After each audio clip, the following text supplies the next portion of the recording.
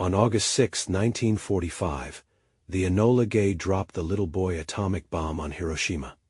The blast leveled the city, leaving only a few skeletal structures standing in a flattened landscape. 16 hours later, President Harry Truman issued a stark warning based on the terms drafted by Allied leaders at the Potsdam Conference. He told Japan to accept unconditional surrender, or expect a rain of ruin from the air, the like of which has never been seen on this earth. But even as Truman made that public statement, the orders for a second strike were already in motion. The director of the Manhattan Project, Major General Leslie Groves, had drafted authorization in late July to drop additional bombs as soon as weather permitted. Just 72 hours after Hiroshima, early on the morning of August 9th, a B-29 bomber known as Boxcar took off from this airbase on Tinian Island in the western Pacific. The crew originally flew toward a massive Japanese arsenal in Kokura. Finding their primary target obscured by cloud cover, they pivoted to their secondary option, the city of Nagasaki. In the bomb bay sat a 10,000-pound plutonium weapon, nicknamed Fat Man. It detonated at 11:02 local time, with a force of 21 kilotons, 40% greater than the Hiroshima bomb, killing nearly 40,000 people instantly. Emperor Hirohito announced Japan's unconditional surrender less than a week later. Yet the breathtaking speed of deploying that second bomb left a lingering debate among historians. Was the destruction of Nagasaki a strict military requirement to end World War II? Or did the United States have deeply calculated reasons for rushing a second nuclear strike? To understand the decision, we have to look at the three primary motives driving American leadership. The official public justification maintained by the U.S. government is that the second bomb was dropped to cut the war in the Pacific short and save hundreds of thousands of American lives. Yet the breathtaking speed of deploying that second bomb left a lingering debate among historians. Was the destruction of Nagasaki a strict military requirement to end World War II? Or did the United States have deeply calculated reasons for rushing a second nuclear strike? To understand the decision, we have to look at the three primary motives driving American leadership.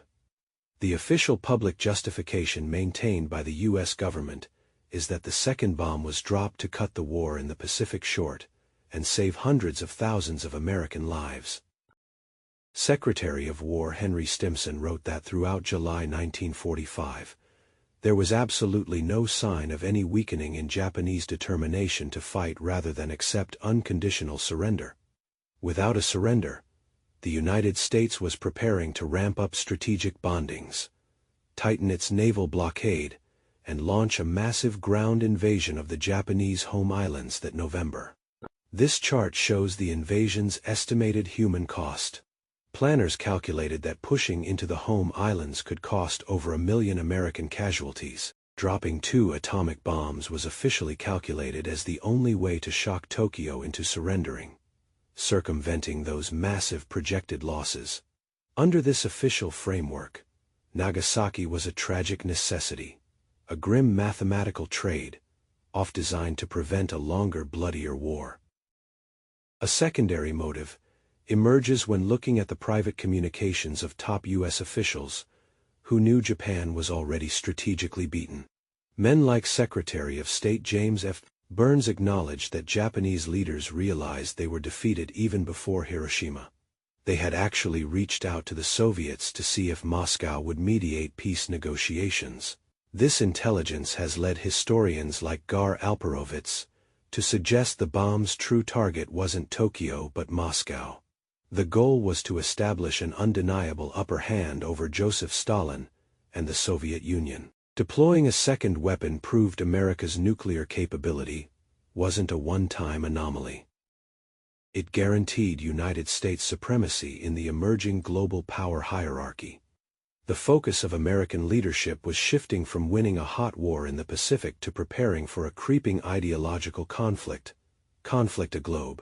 Historians who champion this view see the strike on Nagasaki as a strategic pivot, a calculated move to secure American dominance before the smoke of World War II had even cleared. The final motive looks inward at the creators of the weapons themselves, pointing to an unsettling possibility that Nagasaki was a required live-fire test driven by scientific curiosity. This diagram compares the two distinct weapons developed by the Manhattan Project. Hiroshima was destroyed by a uranium-based weapon. Nagasaki was targeted with a completely different plutonium-based design that had never been dropped in combat. In 1946, Admiral William Bull Halsey, commander of the U.S. Third Fleet, made a stunning public claim about the scientists behind the bombs. Halsey stated that the scientists had built this new toy and simply wanted to try it out.